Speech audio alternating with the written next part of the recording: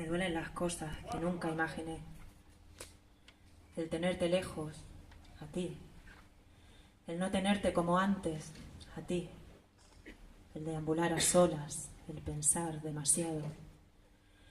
Hacen que me duela el ventrículo y la carótida, el sudor en la frente, las huellas dactilares, la comisura del labio, el tic en el ojo izquierdo, la cicatriz de 3 puntos y la de 5 también, el ombligo deforme, el carraspeo de primera hora de la mañana, el leve parpadeo, el temblor en las manos, la rodilla por el frío, la cuarta costilla, el nudo en la garganta o las uñas mordidas.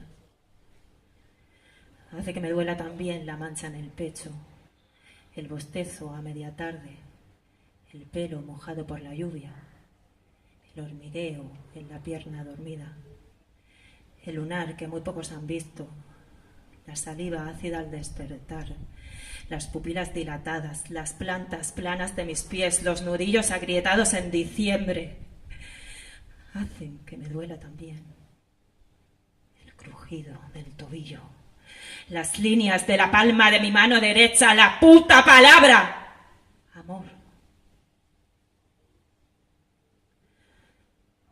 Me duelen las cosas como nunca imaginé un dolor.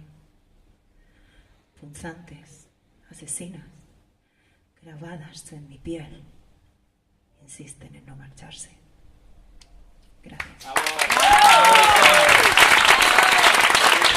Muy bien.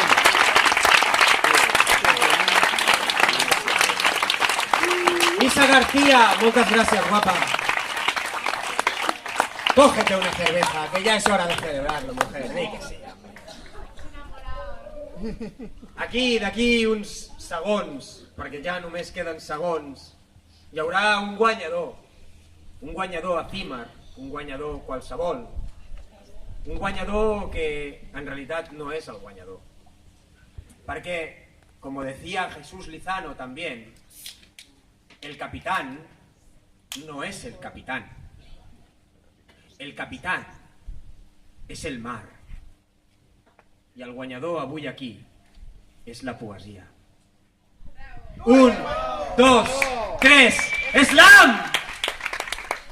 8,2, 8,5, 9,1, 7,5, 6,4 i una princesa. Gràcies.